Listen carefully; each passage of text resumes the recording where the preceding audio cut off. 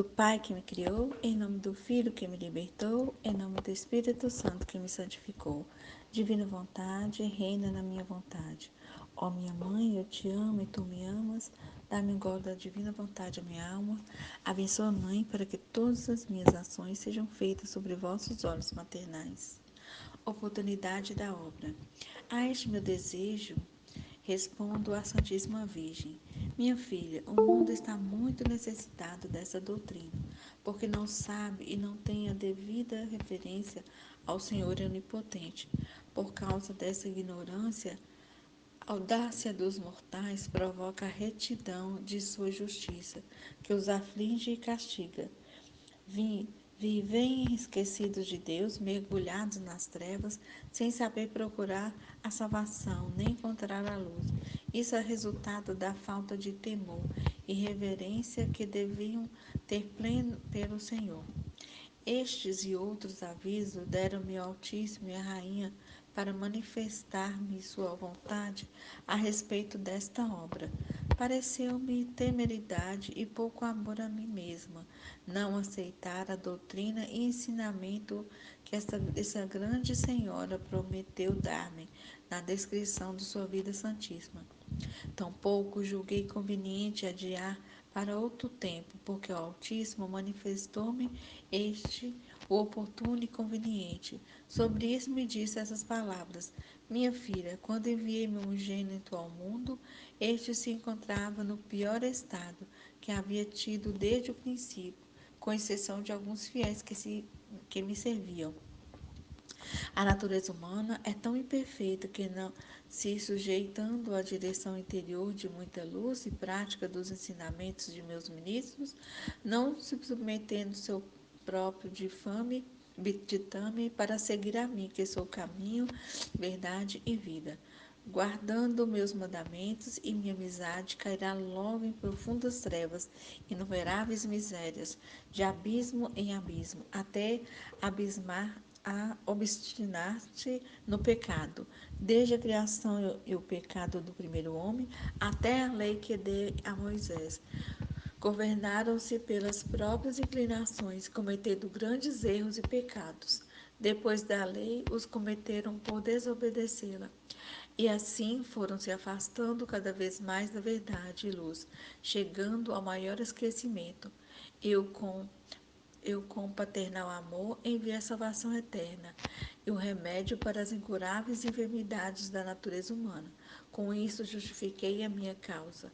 Como então esperei o tempo no qual mais resplandece a misericórdia, quero agora fazer-lhe outra muito grande. Este é o tempo oportuno para dela usar. Enquanto não chegar a minha hora, na qual o mundo se encontrará com tantas dívidas e processos que conhecerão justos motivos de minha indignação. Nesta hora manifestarei minha ira, justiça, equidade, e quão justificada está a minha causa. Chegou o tempo em que melhor se há de manifestar o atributo de minha misericórdia, e no qual desejo que meu amor não fique inativo. Agora, quando o mundo chegou a tão infeliz época, depois que o Verbo se encarnou, quando os mortais se encontram mais descuidados do próprio bem e menos a procuram, quando mais se aproxima o fim de sua transitória vida, o pôr do sol do tempo e a noite da eternidade para os reprovados, quando os justos nascem e o eterno dia sem noite, quando a maioria dos mortais jazem nas trevas da ignorância e da culpa, oprimidos de Deus, quando minha lei santa e divina é desprezada pela iníqua matéria de estado tão odiosa como inimiga de muita providência, quando os maus menos merecem, olhando para os justos que vivem neste tempo propício para eles, quero abrir a todos uma porta para entrar em minha misericórdia, acendendo-lhes um farol para iluminar as trevas de sua cegueira. Dou-lhes um oportuno remédio se o quiserem usar para voltarem à minha graça. Felizes os que o encontrarem, e bem-aventurados os que conhecerem seu valor. Ricos os que acharem este tesouro, felizes e muito sábios os que explorarem reverentemente para compreender seus mistérios. Quero que saibam quanto vale a intercessão daquela que foi remédio de suas culpas, dando em seu seio vida mortal ao imortal. Quero que lhe sirvam de espelho, onde vejam suas ingratidões as maravilhosas obras que meu poderoso braço operou nessa criatura. Mostrar-lhes, eis, muitas das que realizei com a mãe do Verbo, até agora ocultas por meus altos juízos. Aqui nessa parte, né, do livro da mística cidade de Deus, Deus explica, né, o que ele fez com Nossa Senhora, que ele fez o divino nascer nela, né, numa criatura. Ele a escolheu e quer que todos nós nos espelhemos a ela, porque quando Jesus veio ao mundo, a terra estava terrível. E como ele mesmo falou, né? Como Deus mesmo falou, que não existia quase o bem sobre a terra, nem aqueles escolhidos por ele, né? Os sacerdotes, todos eles assim estavam vivendo uma vida longe de Deus. Aí ele mandou o seu filho único, né? Que nasceu de Nossa Senhora. E ele veio nos trazer a redenção. Só que passando esses 2000 anos, o mundo cada vez ficou pior. Muitas pessoas obstinadas no pecado, muitas pessoas longe de Deus, longe dos seus olhos, pessoas que não, não levam nenhum pensamento para Jesus. Nada, nada, nada. Hoje em dia são poucos os que realmente amam a Deus. Muitos participam de missas, muitos participam de grupos de orações, muitos sacerdotes, bispos, muitas pessoas da igreja mesmo não amam Jesus, nem conhecem, nem procuram conhecer a Jesus, porque a gente não pode amar, a gente não consegue amar aquilo que não conhece. Então, muitas estão ali para pedir coisas, ou então para participar de um ritual, e isso Jesus fica muito triste, e o mundo cada vez mais distante dele. Se naquela época de Jesus estava ruim, hoje então tudo muito, muito terrível. E Deus pede novamente que a gente se espelhe em Nossa Senhora. Ele quer que cada um de nós use Nossa Senhora como um espelho, que a gente, né, que ele fala, quero que saiba quanto vale a intercessão daquela que foi remédio de suas culpas, dando em seu seio vida mortal ao imortal. Então, ele, ele valoriza o máximo Nossa Senhora. Então, e ele quer que nós, como criaturas, como ela, vejamos ela como exemplo para a nossa vida. Então, por isso é que ele fez tantas, é, tirou o véu para a gente poder conhecer a vida de Nossa Senhora. Porque a partir do momento que a gente conhece a sua vida, vê como ela age em cada momento, a gente pode ali buscar o conhecimento e tentar fazer daquele mesmo jeito como Nossa Senhora se comportava. Então, é isso que Deus veio nos trazer hoje na mística cidade dele, né? Então, bom dia, Fiat. Em nome do Pai que me criou, do Filho que me resgatou, do Espírito Santo que me santificou, divina vontade reina na minha vontade. Minha mãe, eu te amo e tu me amas. Dá-me o poder da vontade divina para minha alma. Dá-me a tua bênção, Mãe, para que minhas ações sejam feitas diante de vossos olhos maternais. Vinde, Espírito Santo, vinde por meio da poderosa intercessão do Imaculado Coração de Maria, vossa amadíssima esposa e nossa mãe. Amém. Efeitos da visão de Deus. Vou ficar com essa parte aqui das meditações que foram feitas, né? Então, E tudo, né, ela foi narrando ali a oportunidade da obra, tudo que o Senhor foi mostrando para ela, do porquê da obra, do porquê que é tão necessitado, que é tão, assim, urgente que o mundo conheça, né, essas verdades, do quanto que o mundo é carente, a igreja, todos, né, carente de conhecer mais das obras do amor de Deus, né. Aí eu vou ficar com essa parte onde fala dos efeitos da visão de Deus, né. Aí ela fala de 2 graus e modos de visão, conforme a vontade divina que conceder. O que a gente aprendeu que é a visão intuitiva e a visão abstrativa. Que a visão abstrativa é como se visse mais no externo mesmo, naquilo que o Senhor move até você, nas situações que te acontecem, que você fala, olha só o que Deus fez, olha o que Deus operou, olha como que Deus age, você olha a natureza, você vê que Deus reina nela, você olha para as plantas, você olha para as pessoas, você olha para as situações que acontecem e vê que o que está acontecendo é Deus. Ou quando você vê uma situação e vê também que ela está te dizendo algo sobre Deus.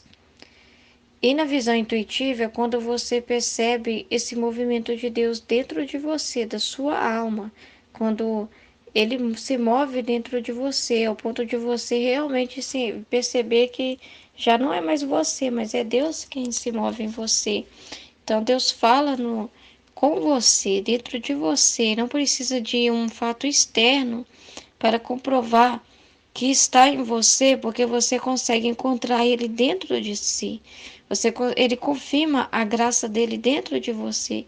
Ele fala na sua mente, no seu coração, ele te mostra as situações externas são meios para ele se movimentar dentro de você e te falar: olha só isso, meu filho e minha filha, olha o que eu estou fazendo. Aí, às vezes, acontecem situações que ninguém entende, mas você entende. Mas você não entende por causa da opinião dos outros ou por causa da situação em si. Você entende porque o Senhor confirmou dentro de você, porque o Senhor fala isso dentro de você e você entende perfeitamente aquela situação. Como é o caso da pandemia, né? Na visão. Assim que eu percebo é que a gente vai caminhando para quase que umas 3 formas aí em relação à pandemia. Por quê? O externo do externo mesmo só vê o desastre, né? O medo, o desastre, a morte, as consequências, as privações sociais que se vive, todo esse contexto, beleza? A visão ainda que é de Deus, mas ainda sem sentir, assim, que essa visão abstrativa seria, não, é Deus que está fazendo alguma coisa, certamente está permitindo com algum propósito, mas a pessoa não conhece esse propósito. A pessoa fala, ele está fazendo isso por algum propósito, porque às vezes ouve alguém falar, às vezes porque realmente acredita que seja assim, está acontecendo por algum propósito. Mas na intuitiva é quando o Senhor esclarece a alma daquilo que ele está fazendo. Então você percebe em cada situação, de modo que você não precisa mais de recorrer a notícias, de fatos, porque já se tornou fato dentro de você, porque o próprio Senhor confirmou em você tudo o que ele está fazendo. Então você sabe que vai ser tudo no tempo dele, vai terminar no tempo dele. Se terminar ou não, tá tudo bem, porque você tem a paz na consciência de saber que é ele que está se movimentando, que não é o mal que está se movimentando, mas ele que está tudo sob controle, porque a ação divina está no mundo, a ação divina está reinando no mundo, sim, e que tudo que acontece, Deus não é assim alheio à situação e nem ninguém dita para ele regras, não, ao contrário, é ele mesmo que atua, é ele mesmo que é protagonista de tudo que acontece. Então, na visão intuitiva, você tem já, como dizem, né, intuição, você sabe que tudo vai ficar bem.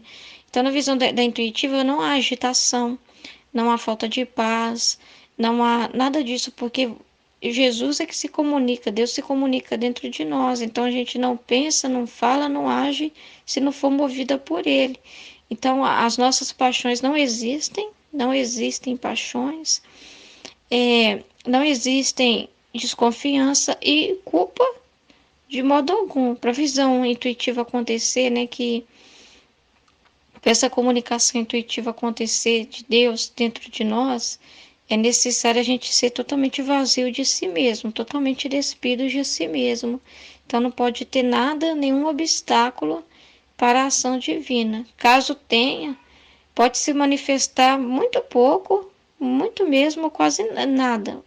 E para se manifestar mais claramente, vai depender dessa disposição da alma. Então, a disposição da alma significa esse esvaziamento de si mesmo. Significa não dar ideia para si mesmo, porque se a gente conversa com a gente mesmo e ora conversa com Deus, então é complicado perceber o Senhor falando e agindo em nós. É complicado perceber que nos fatos, nas atitudes que acontecem na nossa vida, é o próprio Deus que mora dentro de nós. Então, essa visão intuitiva, né? Essa graça de visão, esse grau de visão, faz a gente perceber que tudo que a gente faz é Deus que está fazendo. A gente acorda para a vida e percebe, não sou eu, não é a minha inteligência, não são os meus pensamentos, não são a minha forma de falar ou de fazer, mas é o próprio Deus. E se as coisas estão acontecendo, é porque Ele é que está fazendo acontecer, não sou eu que estou fazendo acontecer. Não sou eu que Ele, não é eu que faço as coisas acontecer. Eu não posso nada sem Ele. Então, aí você percebe o quanto a gente é nada e o quanto que a gente é realmente alguém que é vestido, né, por Ele. Aí a gente começa a contemplar Ele e assistir a nossa vida nessa graça, nessa dimensão da graça. A gente assiste a nossa vida dessa forma. É Ele que está atuando em mim. É Ele que me move a fazer as minhas tarefas. É Ele que faz as coisas no meu trabalho. Por isso que no meu trabalho parece que tudo está fluindo bem, as coisas estão acontecendo, as ideias vêm, é Ele que está dando, aí você começa a perceber Deus dentro de você, mas não só dentro quieto, você percebe que esse Deus se mexe, esse Deus se move, esse Deus atua de acordo com a disposição, Ele atua. Então você encontra Deus dentro de si, aí você descobre, uau, Deus sempre morou dentro de mim, eu não sabia. Aí você se sente assim como se você sempre soubesse disso, que isso foi verdadeiro desde o princípio da sua vida. Entende? É incrível nascer de novo. Eu ouvi uma irmã falar isso, eu achei incrível. A irmã Cíntia falou que você sente que você está nascendo de novo, porque parece que você na- tudo foi assim. A divina vontade, tudo foi assim desde o início da sua vida. Então você não fica olhando mais para o passado. Ah, eu não era assim, eu não era desse jeito, eu não era assim. Não. Parece que você é aquela criança de novo e está começando a sua vida de novo. E sua vida começou hoje. Começou hoje. É incrível. É maravilhoso. Então, é, então tem que ter paz, tem que ter quietude, né, no nosso coração, tá?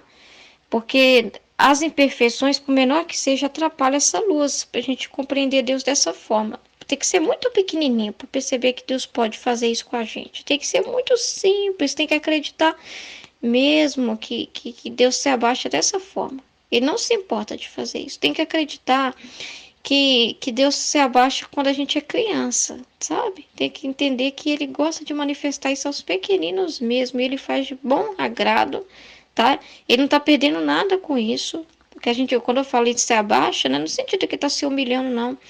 É no sentido de que ele está vendo a si mesmo na alma. Então, quando o Senhor encontra, quando a gente age desse jeito, estamos sendo cópias dele mesmo. Então, como que ele não vai vir até ele mesmo? Se ele está se vendo ele mesmo claramente ali.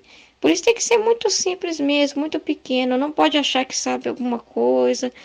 Não, não, não, não, não, não, não. Não é assim.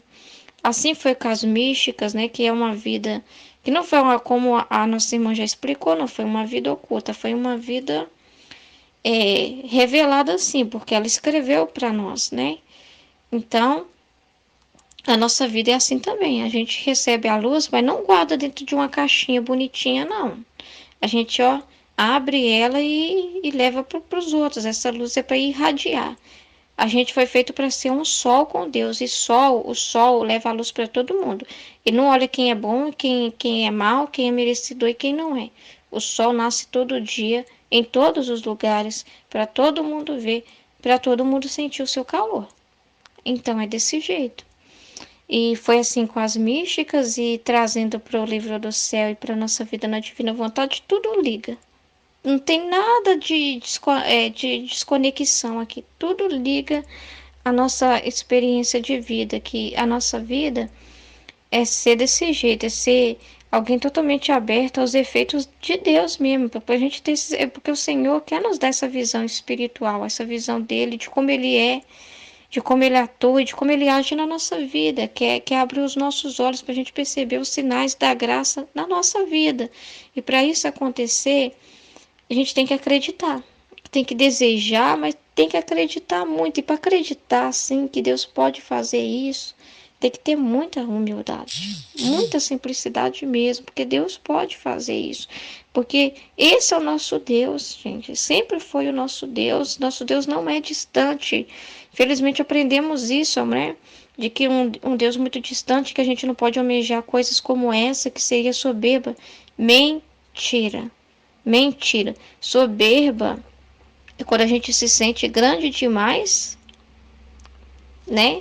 Que não precisa de Deus, não precisa de tudo isso porque a gente mesmo resolve nossos problemas por nós mesmos. O soberbo é quando a gente também fala assim: não, o senhor não pode se comunicar assim comigo porque eu sou muito ruim. Aí a gente se separa de Deus e a gente começa a idolatrar a nossa miséria, a nossa pequenez no sentido da miséria. Ah, eu idolatro que eu sou miserável, que eu sou indigna e eu torno aquilo uma verdade tão grande que eu fecho as portas e os véus para a visão de Deus, para a visão divina. Aí eu me tornei um ídolo de mim mesmo, das minhas próprias misérias e fico com elas trancada dentro de uma caixa. E isso não é assim. Não é desse jeito que a gente vai encontrar essa grandiosidade, porque é por isso que Deus se comunica aos pequenininhos mesmo, aos simples, porque ele diz uma coisa e a pessoa acredita mesmo, a pessoa acredita e fala, é verdade, mas não é, acredita, e a pessoa acredita e deseja, almeja, e faz de tudo, sabe? Faz de tudo para alcançar aquilo, e é assim, porque não é, porque a gente sabe que por nós mesmos a gente não pode, mas aí a gente entende que é Ele que vai fazer isso, e só pela nossa disposição, quanta luz que Ele vem, traz até nós, não é mesmo? Então, aí aqui fala, entretanto, a percepção da presença de Deus é anterior e maior do que o conhecimento de quanto Ele comunica, né? Você tem que sentir, você tem que perceber a ação divina, né? Aquela percepção produz forte, suave e eficaz energia para amar, servir e obedecer ao Altíssimo. Então, quando você realmente. Tipo assim, ó, o conhecimento é assim: você leu no livro do céu lá uma coisa, tá?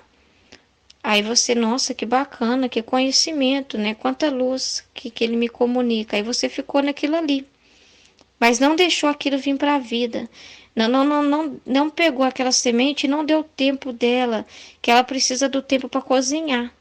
É o tempo da percepção. Aí quando ela aparece, realmente o fruto vem, você fala: "Uau, é verdade". Aí você conta para todo mundo, porque não é algo que você consegue guardar para você, sabe? É algo que te faz transbordar. Aí você vai lá e conta para a comunidade. Uau, nossa, o que Deus comunicou comigo, o que aconteceu aqui na minha casa agora, e o que aconteceu na minha alma, que o Senhor me mostrou, que o Senhor fez em mim. Aí você começa a falar: nossa, uau, eu vi que era Jesus, não era eu agindo, era Jesus. Isso é a percepção, tá? Esse é o fruto. E isso, comunicar aos irmãos, isso é jogar aquela luz em todo mundo. Todo mundo bebe, todo mundo aprecia. Igual você receber algo muito bom e dividir. Vem experimentar o que o Senhor me deu, o que eu venho experimentar, que é bom demais. É todo mundo experimenta e fala: uau, é muito bom. E todo mundo recebe. Você reparte. Então, na visão de Deus, é desse jeito. Não existe egoísmo. Não existe egoísmo de querer nada para si mesmo, para sua própria glória, para o seu próprio crescimento. Entende? Quanto mais se dá, mais se tem, na verdade. Quanto mais se dá, mais se tem. É desse jeito. Amém? Em nome do Pai, do Em Filho e do nome do Pai que Espírito me Santo. criou, em Amém. nome do Filho que me resgatou, em nome do Espírito Santo que me santificou, divina vontade, reina na minha vontade. Minha mãe, eu te amo e tu me ama, dá-me um gole da divina vontade para a minha alma. Me abençoa, Mãe, para que todas as minhas ações sejam feitas diante de vossos olhos maternais. Amém. Me chamou muito a atenção esse trecho, porque Deus está falando que Ele enviou um grande remédio para a terra quando no tempo que o Messias veio, que o Verbo se encarnou, o mundo se encontrava no pior grau de maldade, né, de pecado. E aí ele, com paternal amor, enviou a salvação eterna, enviou Jesus, seu Filho, e o remédio para nossas enfermidades. Como então esperei o tempo no qual mais resplandecesse a misericórdia? Quero agora fazer-lhes outra grande misericórdia. Agora, nesse tempo, a gente tem, né, cabe muito essa palavra de Deus. Agora, nesse tempo, que Deus está nos convidando para entrar na divina vontade. Quero agora fazer-lhes outra grande misericórdia. Entrar no reino da divina vontade através de Maria. Ele estava falando aqui que era a grande misericórdia dele é manifestar Nossa Senhora. Manifestar o que ele fez na alma de Nossa Senhora.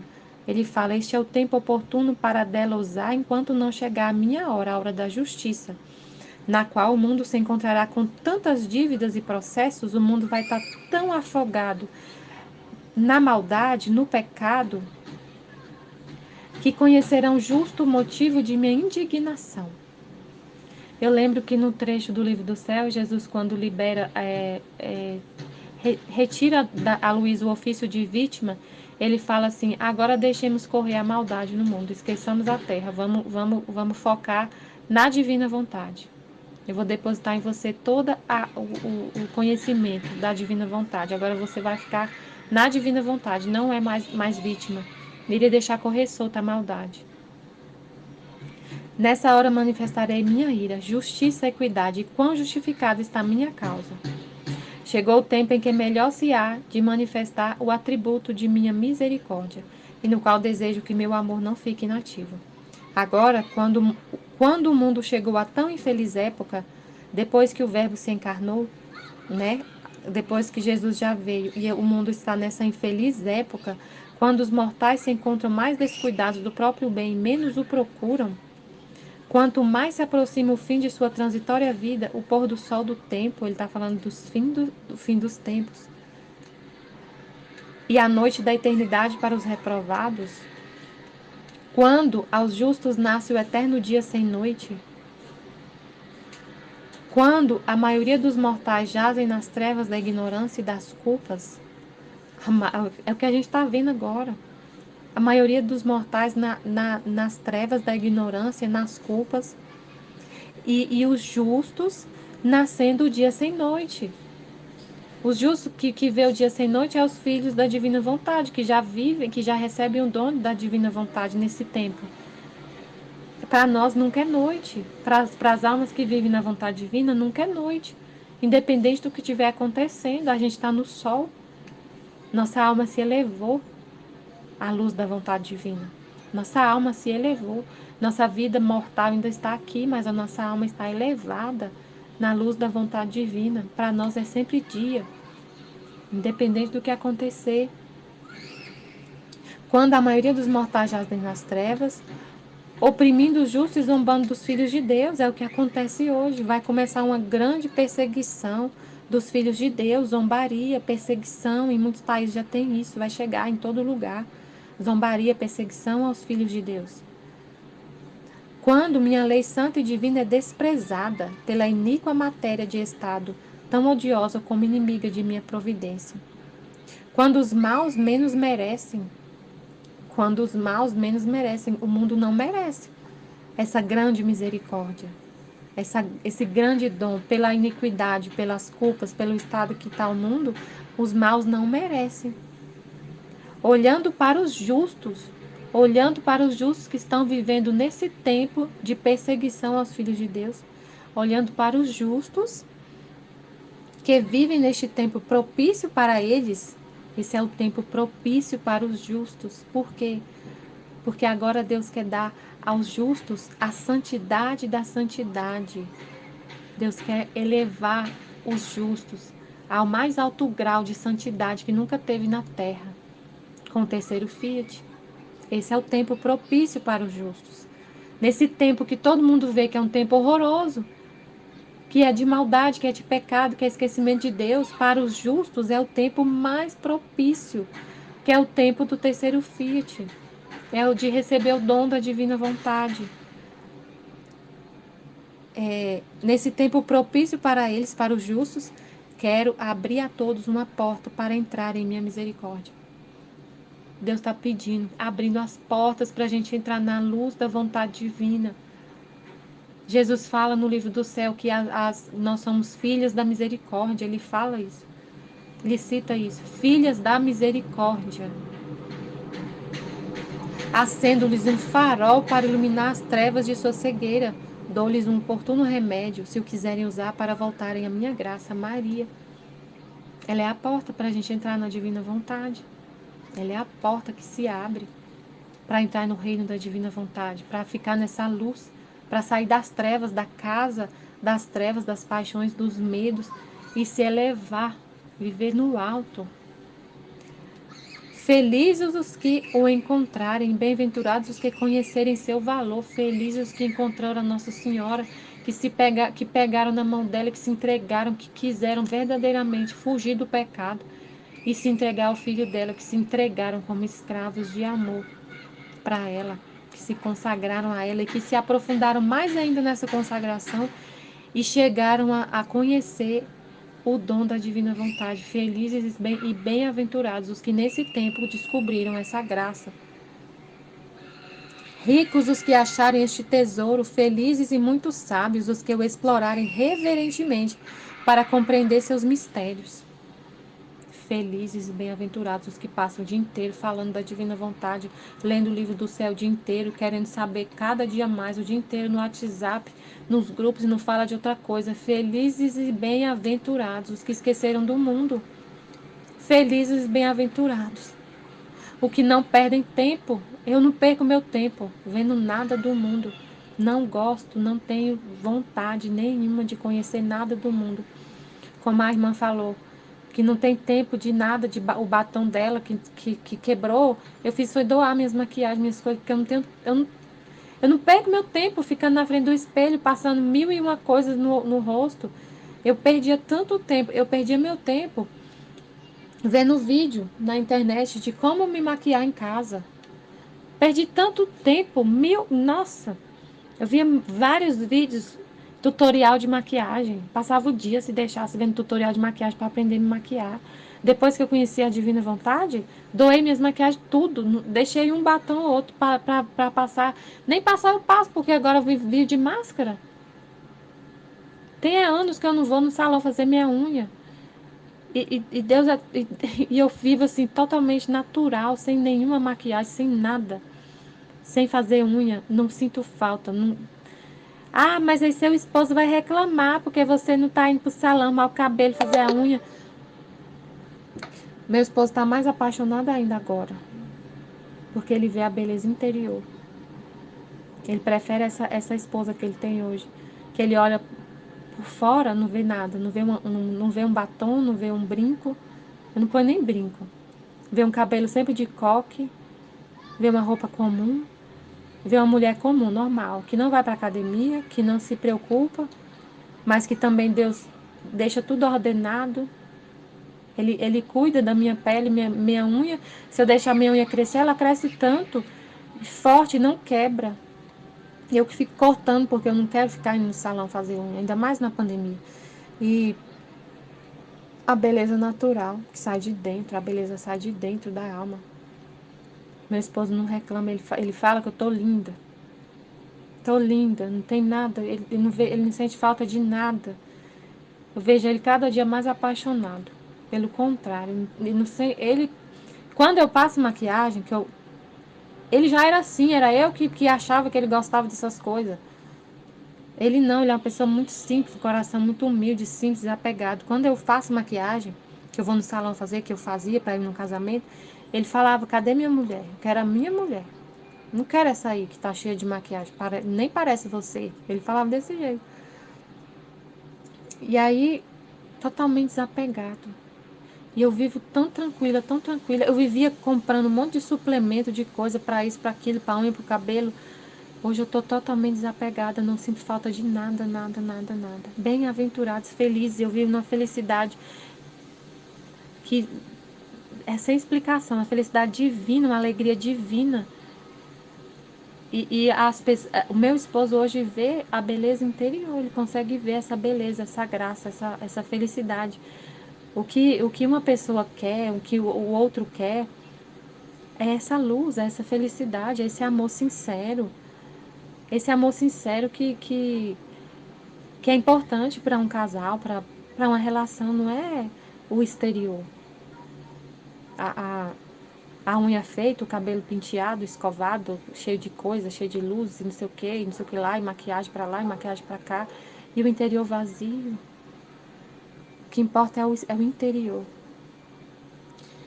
Felizes os que explorarem reverentemente para compreender seus mistérios. Para compreender esse mistério tem que explorar, tem que se dedicar, tem que querer.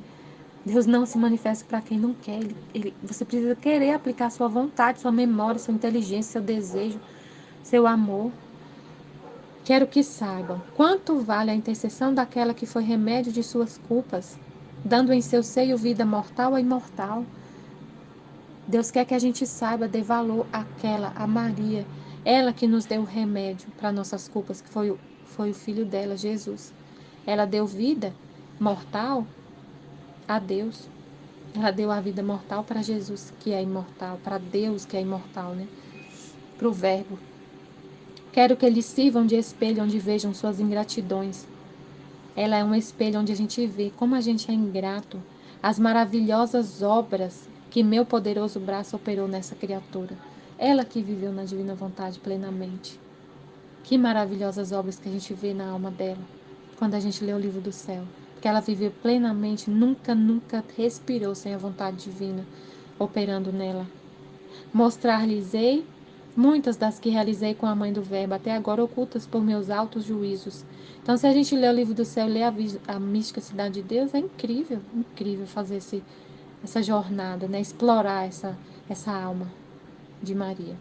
Amém, filha de Em nome do Jesus, Pai eu que me confio em criou, em vós. nome do Filho que me resgatou, em nome do Espírito Santo que me santificou.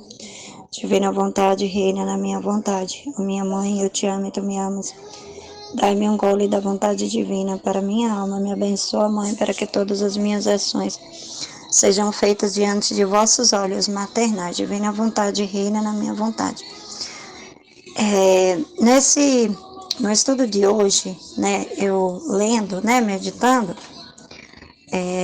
o texto que a Aline colocou da mística Cidade de Deus, e o ponto que eu mais, assim, achei, tá claro que todos são importantes, mas, assim, uma coisa que chamou muito a minha atenção é esses temores espirituais, né, que a gente tem, né, a Santa Águida, né, ela teve esse temor de perder, né, de perder Jesus, como a Luísa tinha também muitas vezes, e a gente também tem, né, esse temor espiritual, né, esse temor, o temor no amor, né, que a gente tem, nós temos esse temor no amor. E assim, eu achei muito interessante, né, essa colocação, porque nesse trecho, ela também não quer expor, né? Ela sente inquietação, né? Ela sente as imperfeições dela, né? Como a gente também sente quando a gente vai fazer uma partilha do livro do céu, né? Só que a parte mais importante que eu vejo é que ela não parou nisso, né? Ela não parou. Se ela tivesse parado, né, nas imperfeições, né, nas dificuldades, não teria, não teria hoje a mística Cidade de Deus escrita, né? Porque ela teria ficado focada só nos temores dela, nos temores espirituais dela. E, no entanto, ela não ficou parada nisso, como a Luísa também, né? E como a gente também, se a gente ficar parado nos nossos temores, nas nossas imperfeições, a gente sabe que a gente não faz nada, que é o próprio Jesus quem faz em nós, né? E a gente não deve ser igual como elas, né? Deve não parar nas imperfeições. Achei muito essa questão muito importante da gente entender, né? Que tudo o que diz respeito ao espiritual, né? Na questão espiritual da nossa vida, né? A gente não tem que ficar parado nas imperfeições, né? Parado no medo, estagnado, né? A palavra certa é essa. Você fica estagnada no medo e você não faz nada por medo. Você não partilha e já com a Maria de Águida ela não ficou, ela teve esses temores espirituais que a gente também tem, entendeu? Mas ela não ficou parada no medo. Eu vejo esse tema assim muito como uma confirmação para as nossas partilhas do livro do céu, porque se a gente ficar parado no temor espiritual, né, nessas imperfeições, a gente não vai conseguir partilhar, a gente não vai conseguir praticar na nossa vida, né? Então, assim, é por isso que o estudo da gente é diferente, né? Porque a gente não fica parado nessa imperfeição, né? A gente faz as nossas partilhas, como agora mesmo, né, na partilha da mística Cidade de Deus, né? A gente sabe que tem as nossas imperfeições, que existem os temores. E Santa Águida teve os temores também, né? Ela teve os temores dela, como a monja Cecília Bage, e como Santa Faustina, né? E como a Luísa. Só que elas não ficaram paradas ali. É como a gente, né?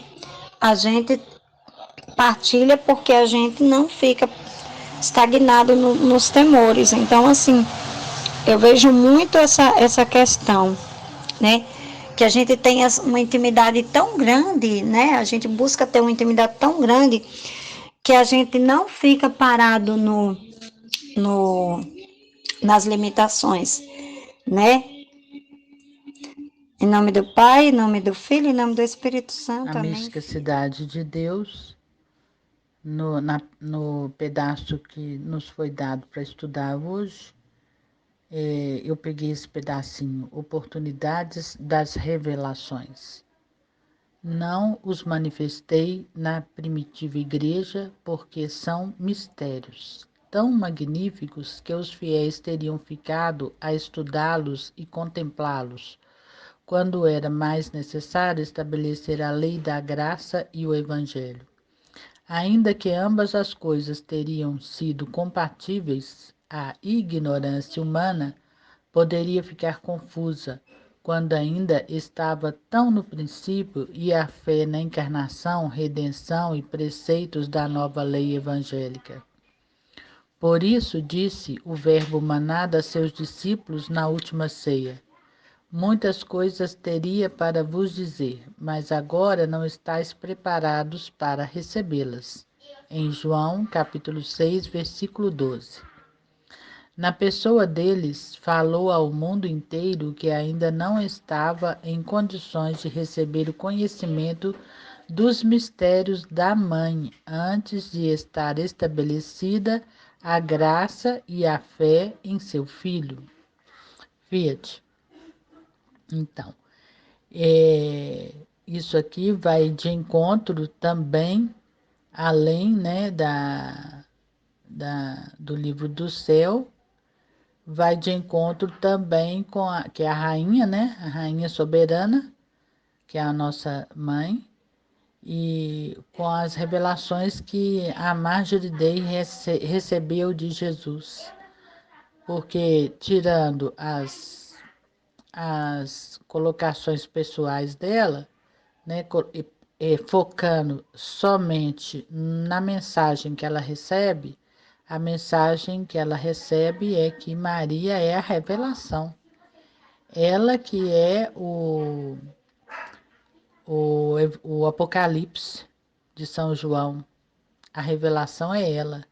Mas aqui na Mística Cidade, então Jesus explica para a irmã Cecília que a nossa ignorância, a ignorância humana naquela época, ele não tinha como ele. Que se fosse falado, ventilado isso naquela época, o homem teria distorcido tudo, teria feito uma confusão e teria divinizado Maria. Sem colocar isso, hoje já tem gente querendo fazer isso, né? Então, porque ela não é divina, ela é humana, mas ela é uma humana que foi criada, né? Ela foi criada pelo Criador, ela é criada um ser sem o pecado, ela foi criada pura, virginal, imaculada. É diferente das outras almas, né? É diferente de todos nós. Ela está acima de todos nós. Inclusive, ela é a rainha dos anjos, né? Até os anjos reverenciam ela. Todo o céu, toda a corte reverencia Maria. Então, Maria é a revelação final. É ela que, né, virá quando for o terceiro Fiat, né? Aliás, foi no segundo Fiat, que é Maria, né? Porque a hospedeira, né, da revelação é Maria. Porque todo mundo podia pensar, mas é Jesus, que o primeiro Fiat foi Adão, o segundo Fiat, Jesus.